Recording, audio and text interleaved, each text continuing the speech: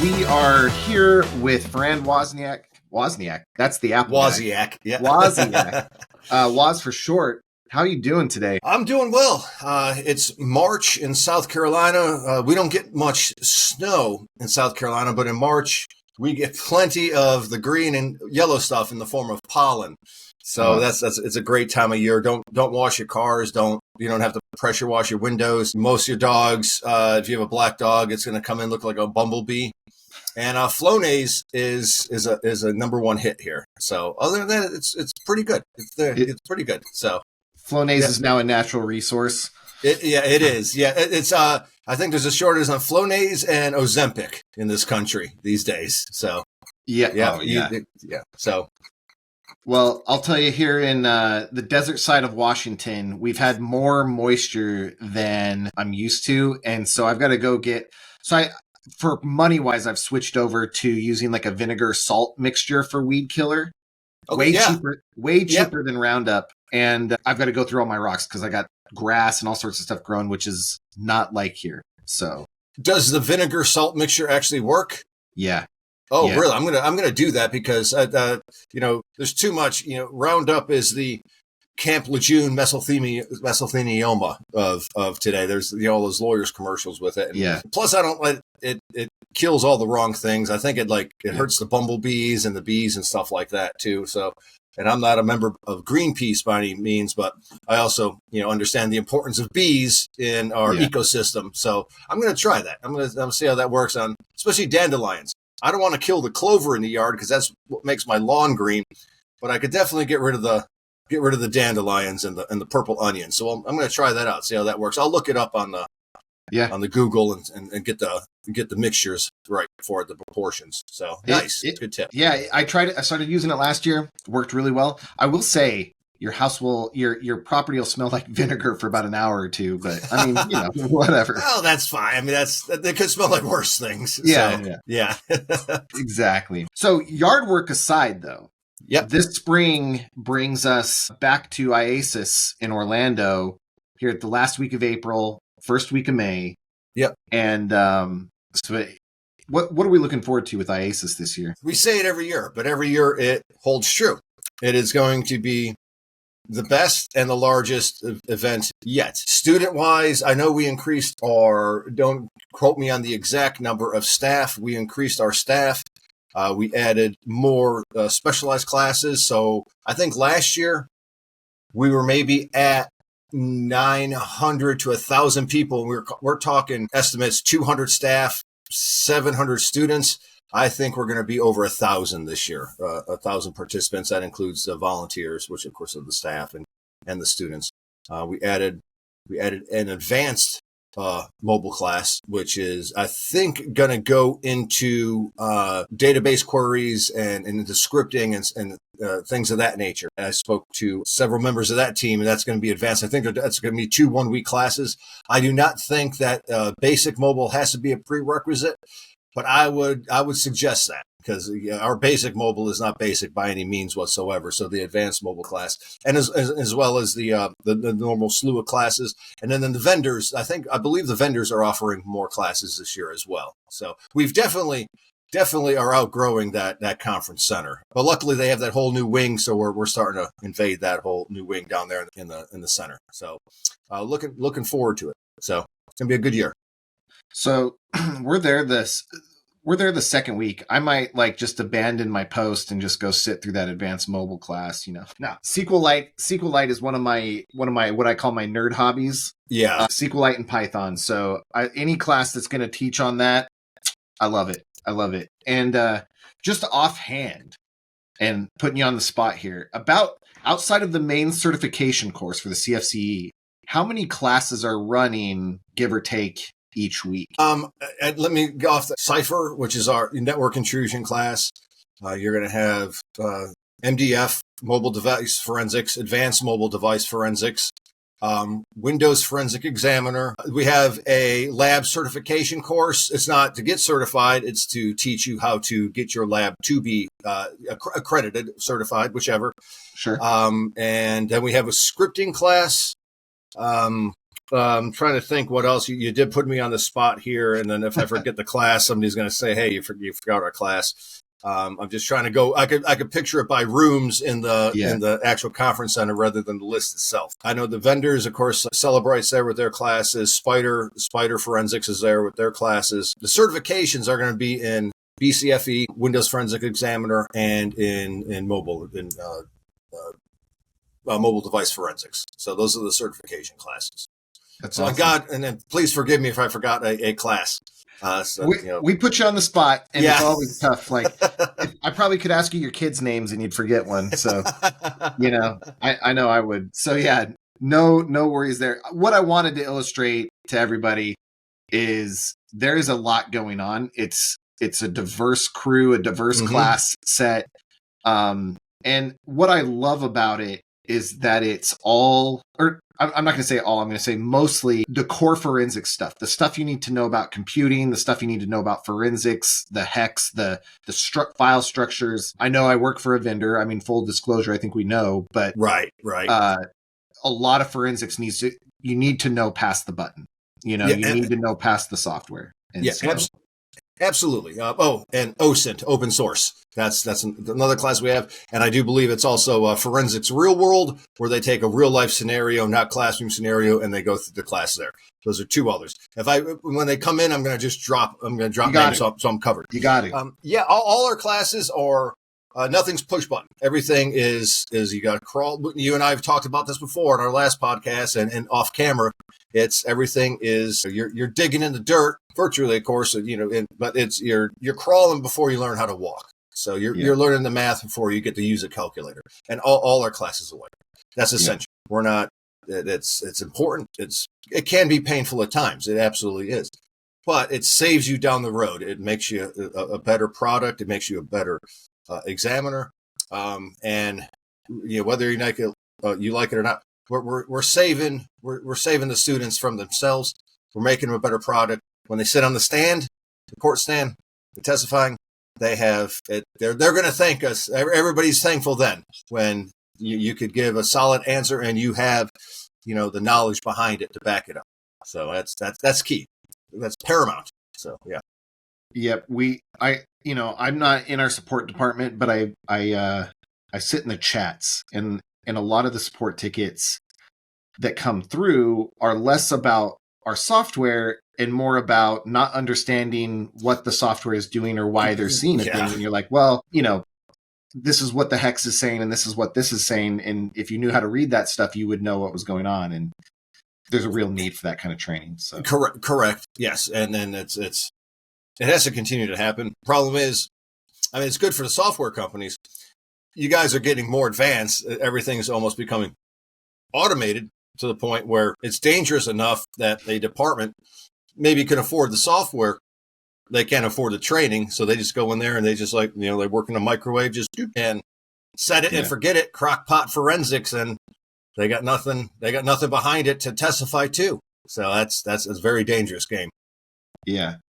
Well, we're going to talk more about that here in a little bit. Yes. But I know we're here excited to go to IACIS after I went. So last year was my first time going to the conference.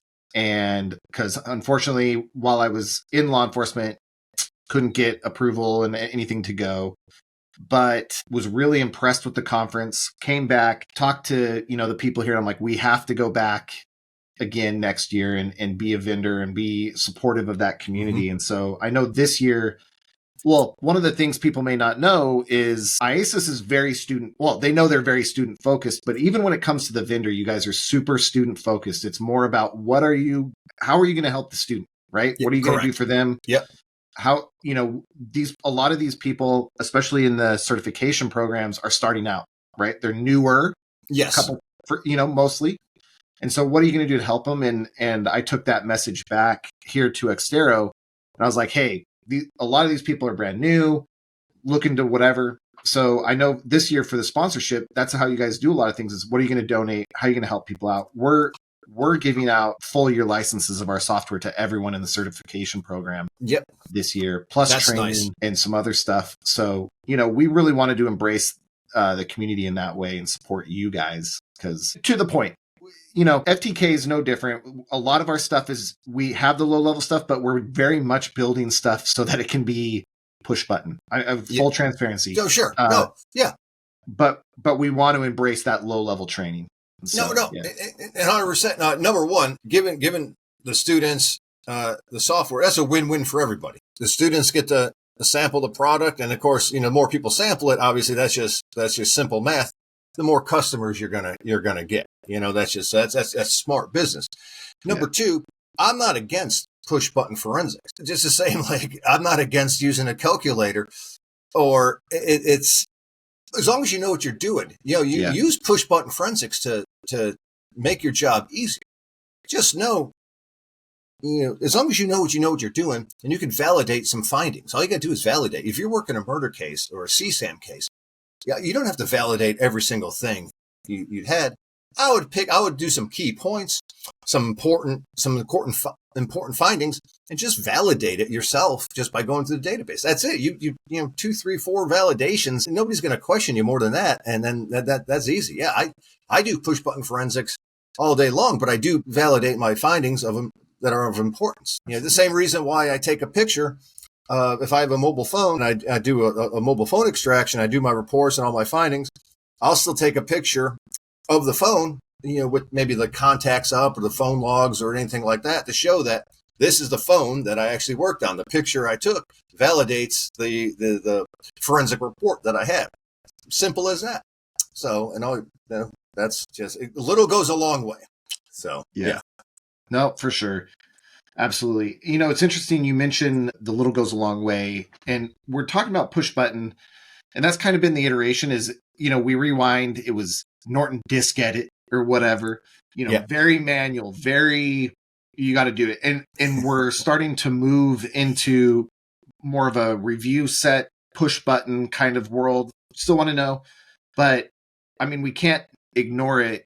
AI is kind of this clickbait term right now. Yeah. And I'm just going to throw it to you first. What are you thinking about AI as its impact on the forensic workflows and the forensic practice? Well, it is. I have some talking points on this because I actually went over it today. It is a natural progression. You can't, it's like trying to stop the railroad from happening in the 1800s or, the telephone from happening. It's happening whether we like it or not. So you're just going to have to go with the flow with it, but also understand that there are limitations. There are absolute limitations to AI as of right now. I'm not talking 50 years from now, but I'm talking as of right now. And in the immediate future, you can work in conjunction with AI, but you actually have to do most of the work with you. It's great for a quick find, triage something real quick, get that information out, but then go back and actually do your full examination. But the AI has a problem with it does have a certain limit of parameters. Okay. And of course it grows every day, but it doesn't have the human mind. It doesn't have the human ingenuity mindset to put certain pieces together. It's still a robot it doesn't express human judgment where you could say, well, no, this wouldn't happen. It doesn't know human behavioral issues as much as humans do, where human eyes can put things together. They could click different points together. It's not as well as interpretation.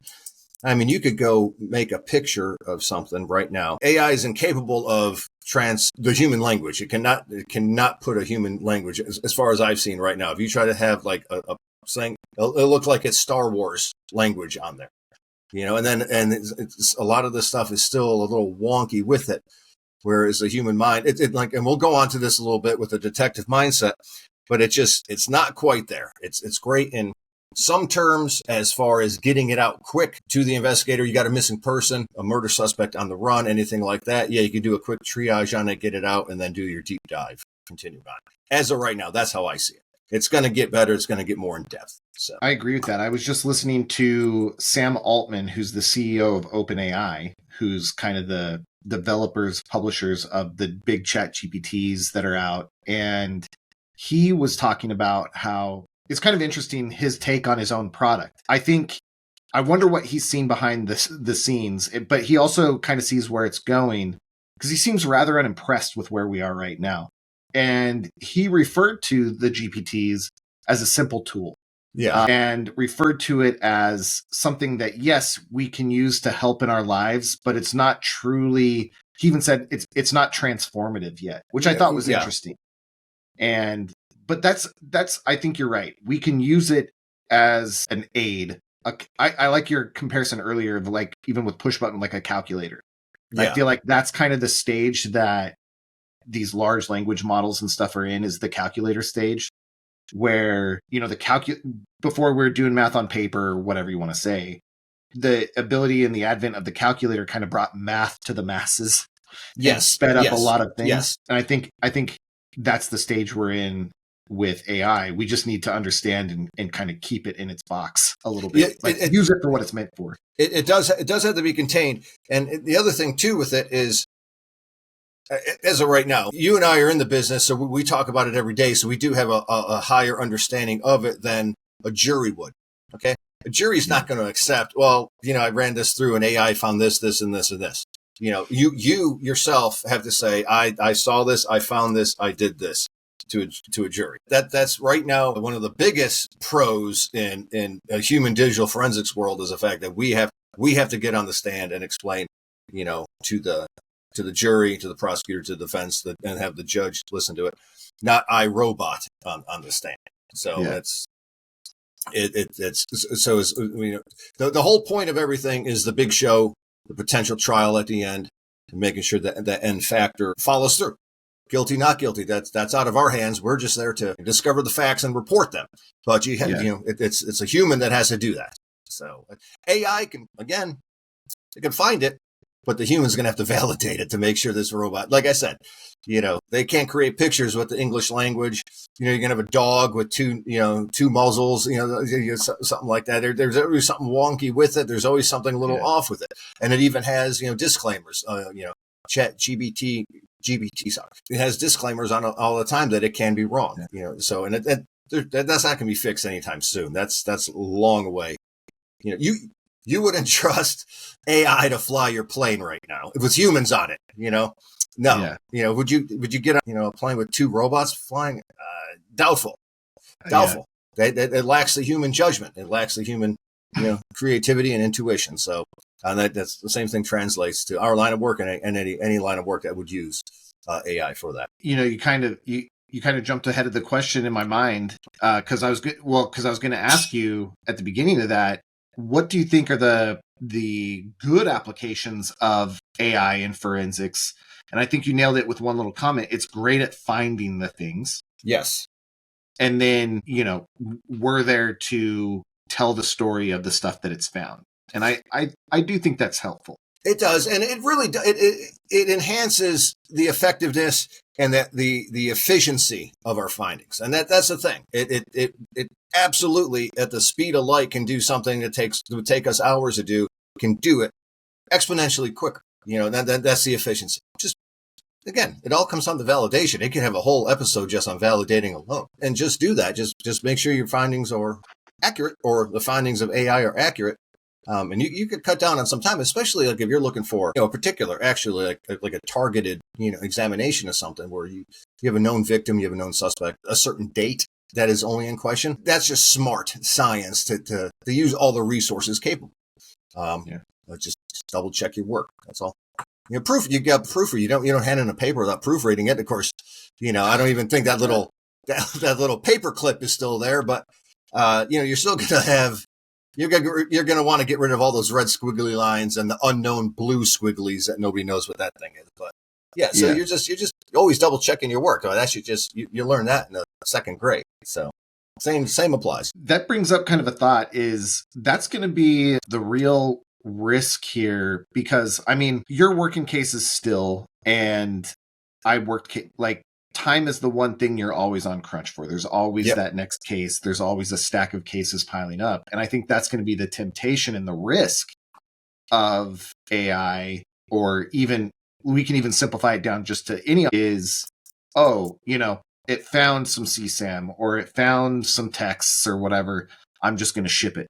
You know, you can get into that kind of mode where you trust it too much and aren't looking for the red squiggly lines or the blue squigglies that nobody knows what it means. So. That's dangerous, but it's the same concept. It's a little bit elevated technology-wise, though. You work for a software company, and great software company. I have no problems with any of them. You cannot keep up with the apps on the phone. AI is going to be the same. AI is going to be on the same relative page as that. So it's up to the human examiner to go into the databases and find what the apps could not get. It's happened to you. It's happened to me. Nothing against the software engineers or the developers. They're just always playing catch up because it's not like these 1 million plus apps, have to disclose to each software company, hey, this is the update we did. No. So you're constantly playing catch up. Well, sometimes, you can't wait for it. The information's there. It's just that the software didn't parse it out. So you got to go ahead and dive in there yourself and find it. And sometimes your findings are not going to be in one database. You're going to have to either build the query or go in, connect the three databases together and somehow put it together in a format where the prosecution is going to understand what you did.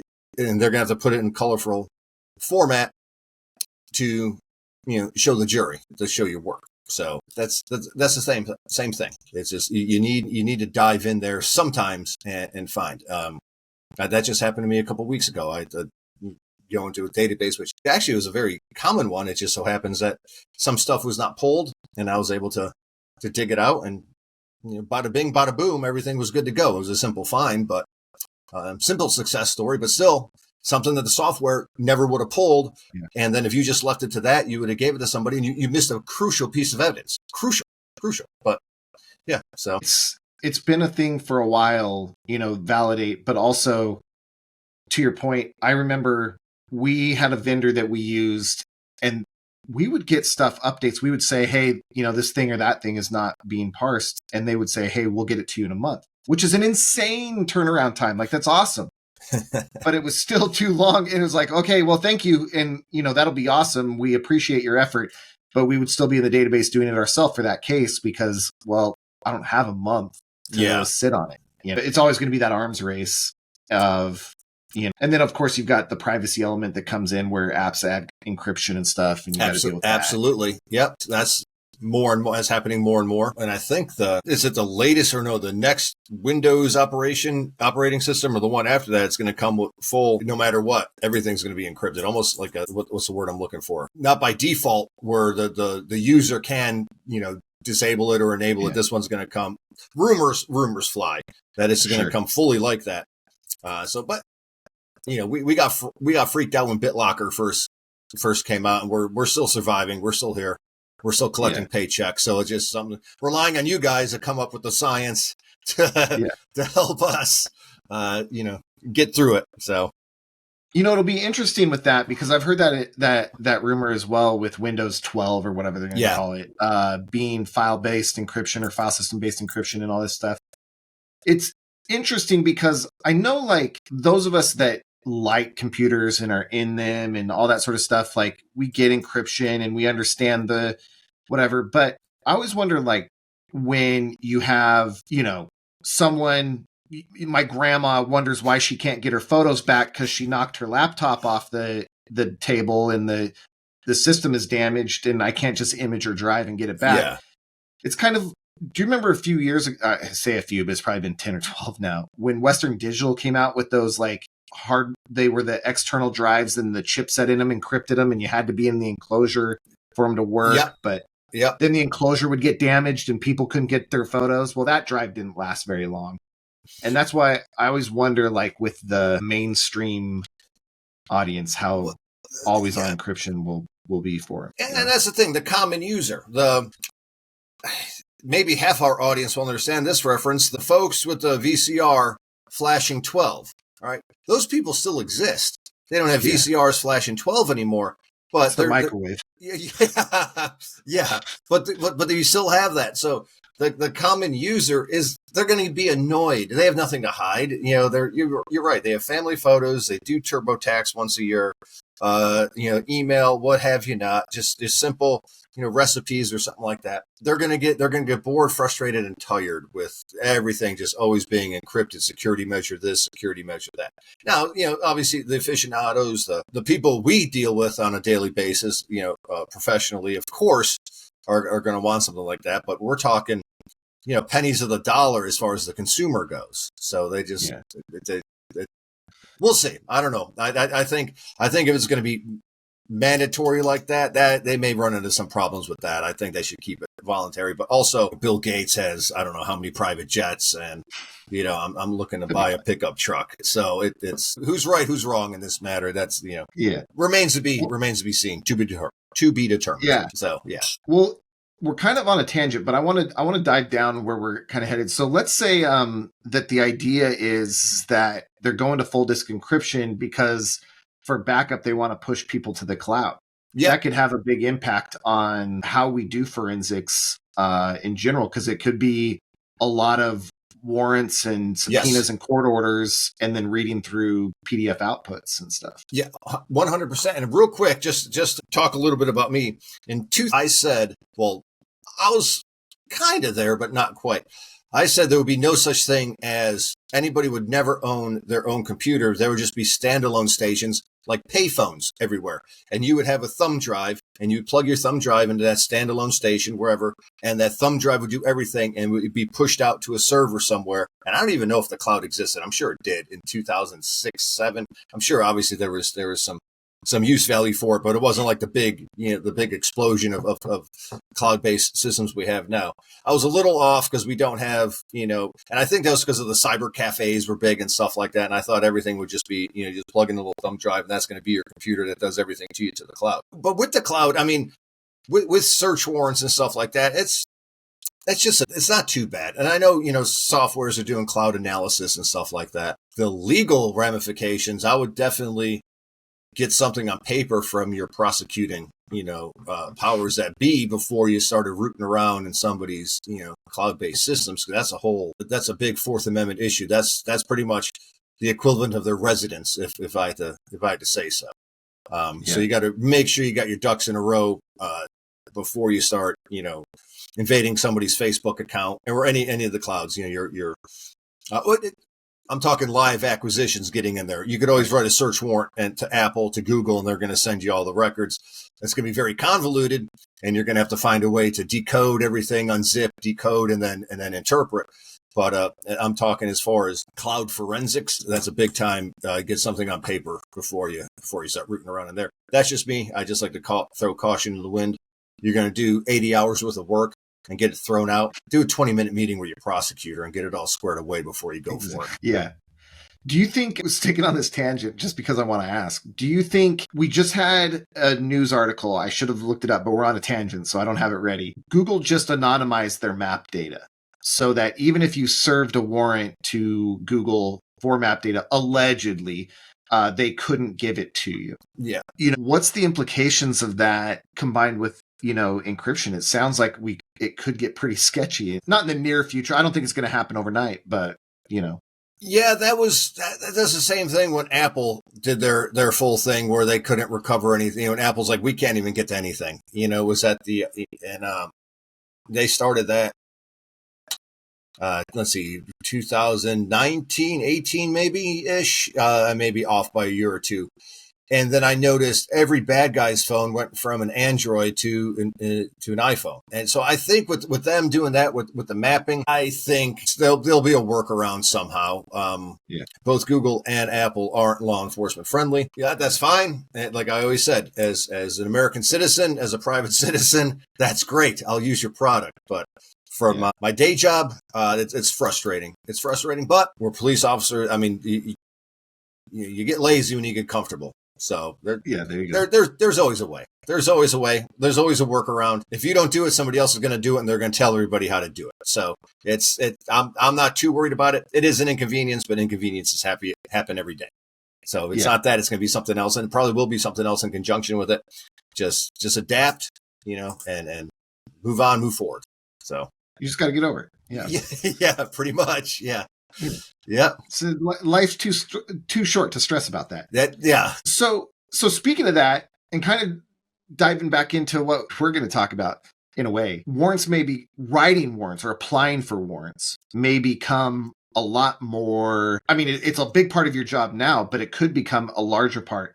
What do you think kind of about using these large language models to assist in like the writing of warrants or affidavits or stuff like that? Do you think it's a dangerous application? Used right, it's okay? Like, where do you fall on that spectrum? No, I actually, I tested this last week. Threw in some parameters, just generic parameters. And I gave AI, Chat GPT, parameters. And I said, write it in the style of an American search warrant affidavit. And it, not only was it in depth, accurate, and spot on, it was the language itself was over and beyond. I mean, I could have shortened it up a little bit. It nailed it, for lack of better terms, which is great. Of course, I read the whole thing and everything was validated, but I was like, well, heck, we have a whole folder of search warrant templates for everything, almost every situation. Well, that's how we writing search warrant templates. Well, if we don't have a law enforcement guide, some internet service providers don't provide their language, so you always have to just look at other ones that are similar, other ISPs similar to that, and just kind of Frankenstein, your parameters and your affidavit to what they like. Because a few of them are very picky. If you don't ask a certain way, they're gonna, it's like the soup Nazi. They're gonna, from Seinfeld, they're gonna kick you out, or they're not gonna give you anything. But that was pretty cool. It was scary how spot on it was, but also what it would take me 20 minutes to think of, it did it in, by the time I typed it and it was in front of me, 20 seconds. And that's perfect if you have the detective on the scene. You could punch it into your AI app on your phone. You got a portable printer with you, which aren't that large. It's smaller than a fishing tackle box. Yeah. You have it write it out. You could just send it. I'm sure you could write something that it goes to your actual, states or local municipalities, template. Boom. You got a search for exactly what you want. That was pretty cool. I'll give AI that one. I'll use that again. I'm not going to lie to you on that one. That was pretty cool. So, and that is good. It does. And nobody's going to get you for, the judge isn't going to run it through some sort of AI detection thing. Like, oh, this isn't you. This is it. It tested 98% for AI. No, nobody's going to do that. As long as the language is right. And then, and you got all your facts, the who, what, where, when, and why, and how, boom, you're done, Yeah. Yeah. It just comes back to what you were saying earlier. Validation. Yeah. Is it there? Is it not? Okay. Oh, it messed up on this. I need to go through and fix it. I need to, Yeah. Absolutely. Now, I would not tell it in the parameters. All right, John Smith killed Jane Doe, at 4400, Jones Street. He used a knife I would not give AI specifics, because who knows where that information goes. So no, keep it basic. Keep it basic with, just give it an idea of what you want. Do not throw in people's names or the gruesomeness of it. No. Be smart about it. Yeah. Don't give the whole story. Just give your parameters, and you can fill in the blanks and, augment it as you wish. Yeah. Yeah. It's interesting you say that. I'll make this comment. We don't have to discuss it, but Sam Altman was saying that right now you can only put in a certain amount into GPT to get it to give an output. Now it's like millions of lines or whatever, but he's looking forward to when you can put in trillions of lines of input. And he was talking about basically putting in your whole life story and everything you do on a daily basis so that the AI would truly know you. And he thought that was the greatest thing ever. And I'm sitting here thinking, I don't know if that's the greatest thing ever, but, when challenged on the privacy of the data, he kind of bobbed and weaved on it. So that made it even more sketchy. But, one thing that I thought of that you were talking about with the warrant there is it'd be interesting coming the other direction as far as forensic tools, is forensic software being able to read your affidavit and your warrant and then construct search parameters and filters the content that you put in your affidavit and your warrant.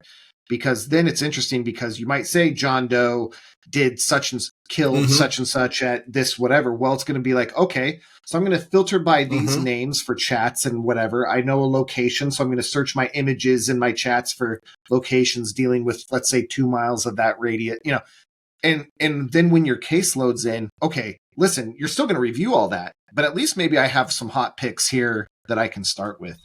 And I think, as long as we get creative, we might have a nice little future there, as long as we don't sacrifice that validation and that interpretation. Yeah, and going to privacy, I think if you had a standalone box, offline software, you could punch in those numbers. I don't know, but if you have software as a service running it, that's going off to somebody's server, all that information. I don't know. So I don't think it would be too big of a deal with it. It's just a matter of, say you have a grand jury case, that grand jury's sealed, nobody's supposed to know about it except for obviously the grand jury and the investigators running the case.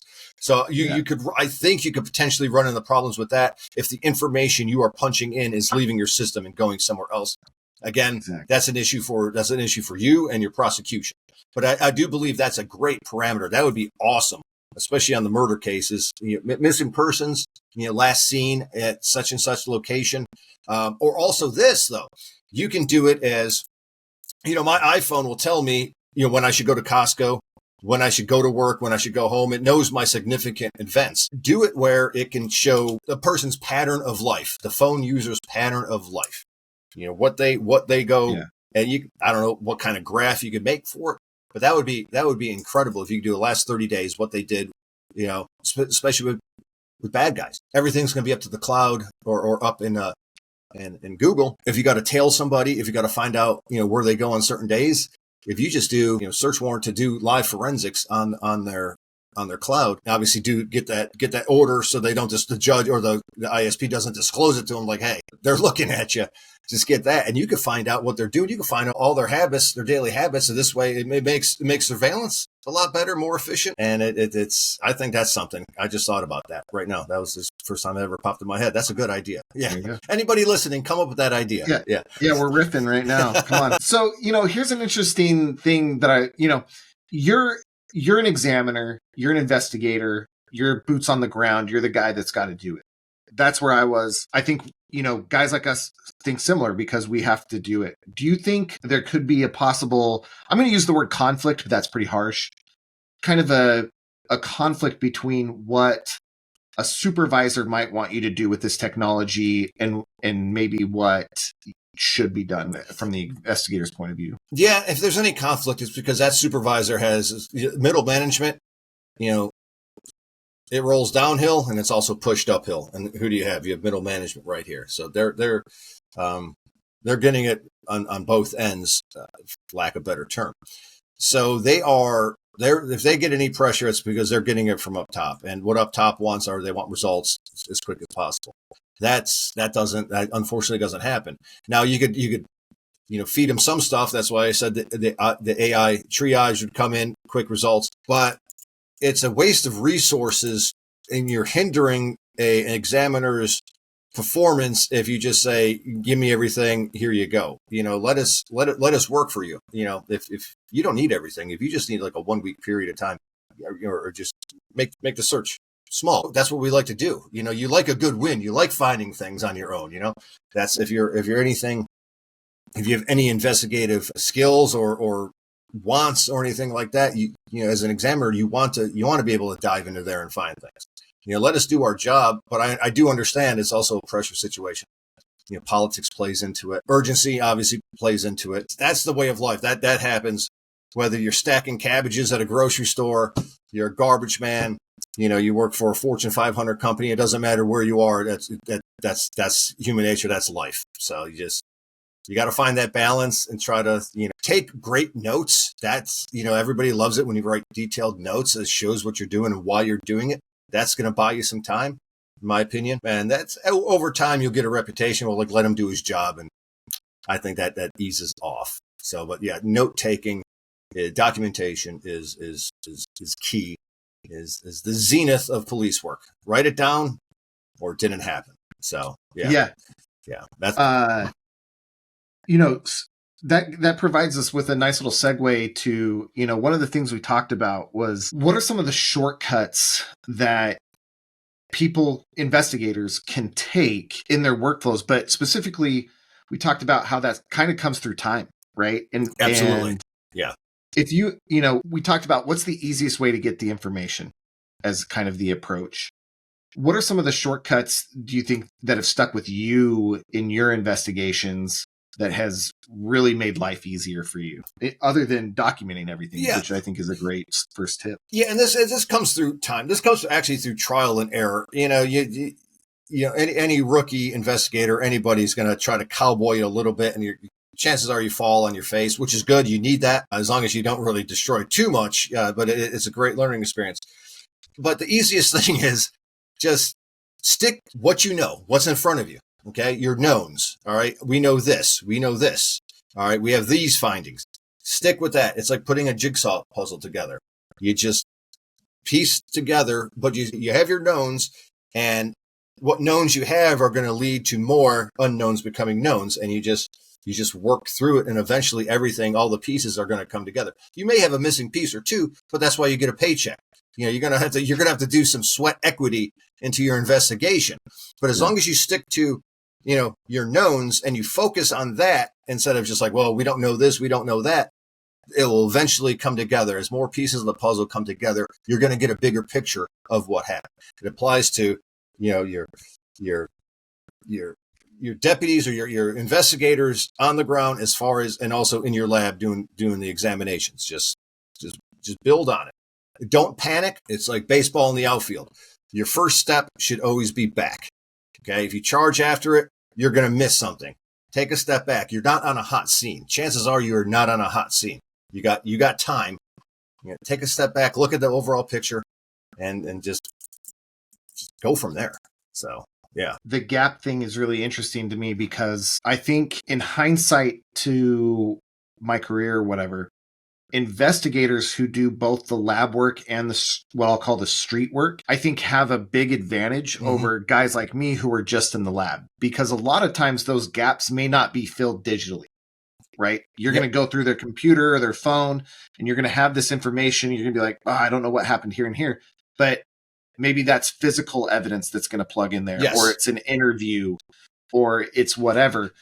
And I think in my role, it was okay to get sucked totally into the digital because that's all I did. I would take, Waz's case, I would work the digital, build as many pieces as I could, and I would hand it back and say, all right, if there's any pieces missing in the jigsaw, fill it yourself or tell me what digital relic might still be there.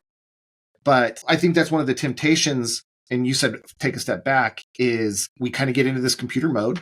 And it's like, hey, Waz, you're the computer guy. And you get into that mode, and we can't let go of the physical police work. Yeah.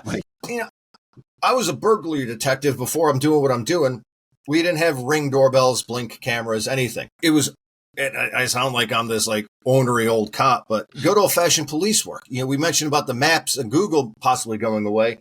Well, people got investigated for murders and crimes way before cell phones were ever invented. I know we are an important tool. We are an important asset to any investigation.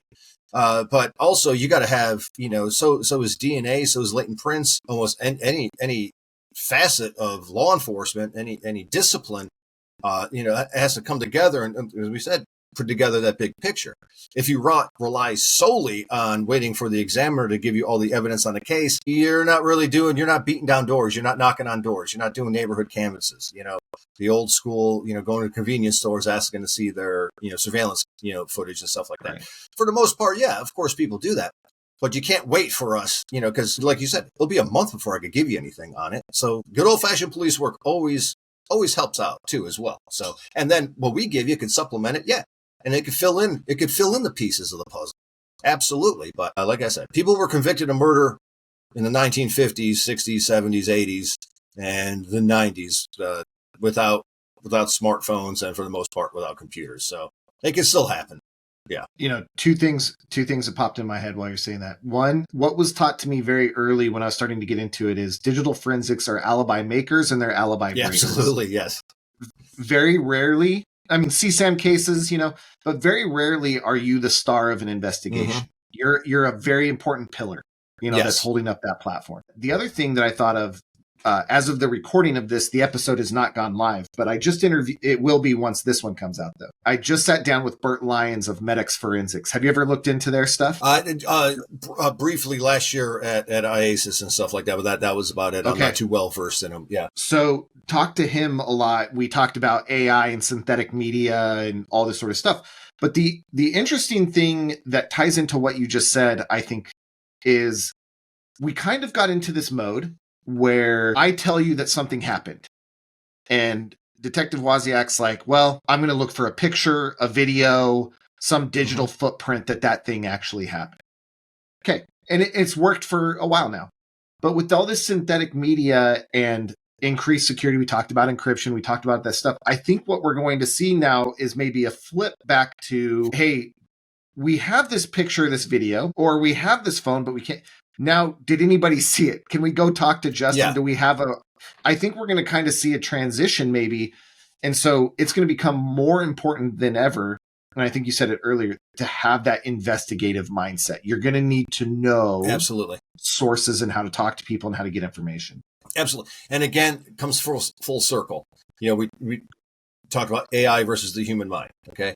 It's the human judgment call, our creativity, our knowledge, our experience that's going to work for us. So, and yeah, it just, you know, knock on doors, you know, just, and it's very simple. It's elementary, really. Just use all the tools and all your assets and the results of those assets to just help you along, guide you along the way. So it makes the overall investigation, it narrows the scope of the investigation for sure.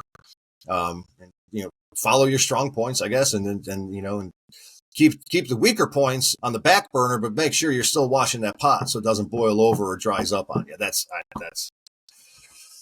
who knows? You know, what am I? So what are any of us? Yeah. So I want to wrap it back to IACIS kind of as we narrow in towards the end here. But, you know, I'm going to ask a weird question. I did prep you. I will be like, what effect do you think all this automation, this AI, whatever we want to call it, large language models, this kind of, you know, forced on us, this rush to complete cases is going to have, what effect do you think that's going to have on like how we approach training and training organizations, if any? I don't think it'll affect it too much because not in the short term. I don't see that. I think I see us and most training organizations staying the course. You know, you can't ignore the elephant in the room, but how are you gonna? You can't really train for it. It's better just to stay the course and weather the storm, I guess, you know, hit the wave head on. I'm not speaking for IACIS training unit or anything like that. I'm just spitballing here from what I see and what I would want, because you still have to have, again, as we talked, you got to have the fundamentals, you got to have the training, you got to have the knowledge. It's okay to, you know, use these tools, but I mean, it's space shuttle astronaut, you know, that space shuttle is probably flying itself, but you're still going to have to know how to control that stick on reentry, you know, and keep everything stable. You know, the same concept applies. So you just, you know, teach what needs to be taught and learn what needs to be learned and apply it. And everything else will come into place. You're going to have some gravy with the AI and the softwares, and that's great. Absolutely 100% fantastic. But then everybody who teaches at IACIS are, you know, experts in the fields that they're teaching too. So, you know, they're not going to get some guy who, you know, cooks macaroni all day at the you know, spaghetti warehouse and come in and you know, and teach you, you know, file systems. No, these are people that are working on it. You know, that's their day job. So they're constantly, you know, ongoing training, you know, just through their job alone and own research. So by the time they come to teach, you know, they're boned up on all the current trends and techniques and education readings and what have you not, so they could pass it on to their students. And that's what makes it so great with IACIS, is the diversity of all the expertise and people in their fields. So, and all volunteer organization, everybody, you know, it's more work sometimes to volunteer for IACIS than it is to actually do your job, especially this time of year. But it's well worth it. So no, I think you know, people should check out the first time we got together on a podcast, because I think we talked about how teaching is not as easy as some people think it is. It's not, but I'll tell you, I taught mobile device forensics for 2 years, and I learned more teaching myself how to teach mobile device forensics than I ever learned in any class, because you force yourself You know, when your head is on the platter, you know, you're going to learn real quick. You know, you're going to learn, and it's a pressure situation, but you know, pressure is what builds diamonds. So it forces you to really to get in there, and it's very rewarding when it's all said and done with too. So it's a great professional growth, and education is a force yourself to learn that crap. Now, I'm not saying you're going to jump into it out of nowhere and start reading books on it. Maybe you could, but you take the foundation of what you have, you build on it. And when you have to actually put together a curriculum, you know, and I'm not an instructor, or I should say a school teacher or anything like that, but we have to put together a curriculum detailed, write a white paper and submit it. And you're not used to that. That's a learning experience for both the instructor. And then, of course, you got to pass that on. You know, and IACIS approves it. They approve it. Then you're teaching. That's it. So, yeah. And then you got to figure out how to portray it to 50 to 300 students, depending on your class size. Yeah. I think teaching is the best way to learn, in that the preparation you talked about, but also you're going to have X amount of students in there that all have a different question, a different thought, a different workflow, a different life experience. And all of a sudden, I mean, there probably wasn't many classes that went by where somebody wouldn't ask something and you're like, I've never thought about it that way. And then you're having to either figure it out yourself, or you're like, I mean, I've had it where it's like, well, I don't know. And get back to you. That's a great question. Still happens today. And so, you know, teaching, sharing, even if it's not an official teaching, just sharing the knowledge that you have is always going to be that learning thing, and interacting with the community. And you'll always have, especially in the certification classes, you'll always have somebody in the room, a student who is smarter than you. You know, they're in that class because they want the certification, or their job wants them to get a certification. But I don't know who came up with this saying, but and I agree with it. If you are the smartest man in the room, you're in the wrong room. You know, so it's great being an instructor. You have people that are smarter than you. Number one, that forces you to elevate your game a little bit more. Number two, it teaches you, it humbles you a little bit, because this person does more. And then when they interject, embrace it. Let them roll with it. You know, they're not being rude. They're just adding great content to your stuff. Number one, it buys you time. So you're just trying to get to that 45, 50-minute mark to the next break because you went through your PowerPoint too quick. But so, yeah, it works out. It's a win-win for everybody. Yeah. Yeah. You know, when I first started way back at Access Data Contract instructing, it wasn't that I, you know, didn't want people to comment. I did. But when you're new, you feel like somehow because Waz is in this class and he's smarter than me and making comments, that the other students are going to think less of me. But I've never thought that as a person in a class. And I think most people just view it as, hey, we're all here. Like, let's share, you know, this guy's here to guide us and yes, deliver information. But like when I would go to training, and when I still do, it's like, I want my money's worth. Oh, 100%. I want my time's worth. Yeah, absolutely. Yeah, 100%. Yeah. And, you know, that's IACIS. When you said you got 700 to 800 students walking around plus 200 plus staff. And then even, you know, I want to bring us vendors into it, because a lot of the vendor guys that are there and gals are former investigators. Absolutely. Yeah. You know, and so everybody crawling around there causing trouble knows something about forensics. Yes. And so there's always something to learn. And so IACIS is the worth trip for sure. Yeah, students, I like it, obviously, because I get to roam the hallways when the students are in class, so I get first dibs at swag.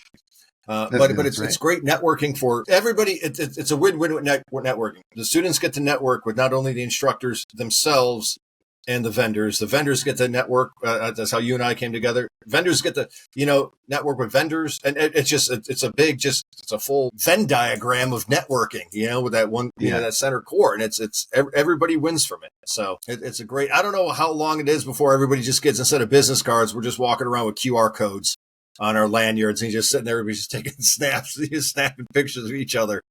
And it goes right to your contact list. So, I'll be real with you. I have been trying to get my company to buy me. It's called Link, LINQ, but there's a bunch of different ones, and that's what I want. Yeah. I want that, like either a QR code or an NFC chip. Yep. Because I saw that. Man, I've had contacts give me business cards, and I appreciate it, and I have every intention of whatever, but they just disappear at a conference. They do. It goes in whatever book bag the conference gives you with the pens, the squishy globe stress ball, and then it goes to your office, and then it just they sit and then they sit.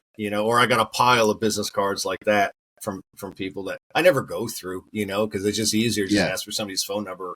You're going to find them on LinkedIn or there's always the class list, so you're always going to have that. Yeah. So I think something like that would be more efficient and more productive, especially if you could go, you take a picture, shoot something like that, and it goes right to your contact list. That's the way to go. They should do that, as well as that thing I said about building somebody's 30-day history right there for you. Those are a lot of ideas coming here. I gotta write these down. I know. So when that day comes that you retire from law enforcement sometime in the future, you go out, start your own thing you'll do two things: build 30-day histories and sell business cards. I need the Michael Scott the recorder when he comes up with his great ideas. Yeah. So I'll start with that. It'll be in my garage. Jeff Bezos did it. I can do it, and we'll build from there. Yeah. I'll start selling books, and then tea kettles, and then whatever. So just go from there. Just expand. Exactly. I mean, sounds like a plan to me. Yep. Well, awesome. Hey, anything you want to say before we wrap up? Yeah, real quick. So we talked a little bit about push button forensics and AI, and I punched in today. I asked ChatGPT, tell me how it's needed for the necessity of humans in digital forensics as opposed to relying on AI, and it sent me out this. Now these are notes I made. I had to abbreviate everything. I should have said in the style of bullet points. It wrote me a term paper version of it. I don't know if the kids today still say term paper, a college paper on it. It was incredible. And I knew most of the points. I was like, yeah. But a few of them, I was like, you know what? That's a good point. And then I did the same thing with push button forensics. And it wrote me a college paper on push button forensics, which I had to shorten up a little bit just for, bullet points while I'm reading it. And it was quite fascinating. The funny thing is that AI agreed with me and said that, humans over AI. The only thing I'm worried about is that AI knows I made it do that, and I'm on a list somewhere now with AI.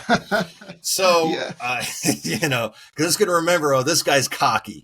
And 10 years down the line when Skynet's here, I gotta figure out some sort of contrition to get back on its good side, because I know I'm on a list or they're watching me. So, but it was quite ingenious. It was a great. It pushed out some nice stuff in favor of humans. It wasn't like no, you want to use AI. No, it had very good points on it. It was very in depth. I should have said in the style of bullet points. That would have been a little bit better. Maybe I'll try that tomorrow, and I'll let you know. It'll do it. I mean, I know it'll do it. But that was a fun little experiment during our AI episode. So, AI episode. I would get AI and IA.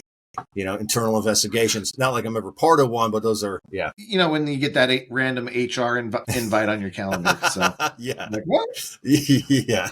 So, yeah. Well, cool. I want to thank you again, and Absolutely. Thank you for giving me the opportunity to chat with you and in prep for IACIS. I know this episode will come out sometime before IACIS conference in end of April, beginning of May, but as it stands right now, I'm not sure the date. You and I have to coordinate that. That works. And we'll get on that. But, again, thanks for this, and we're always looking forward to IACIS, and, thanks for all you guys do. Absolutely. And quick plug, your socks. Make sure you bring the socks. I'm wearing them today. I do not want to show my limit range of flexibility and throw my leg up there to show the socks. They are fantastic socks. And trust me, I am wearing them today. I sent you a picture today of them with the nice shoes I got for Christmas and what have you not. Extremely comfortable and effective socks. So good color scheme to them and everything like that. But we'll be seeing you. Look forward to it. And thanks for having me on or being on. Since we're both going to be publishing this. It's always a pleasure. It's great for viewership and audience. So looking forward to it. Always a great talk, Justin. Cool. Thank you. Yes, sir.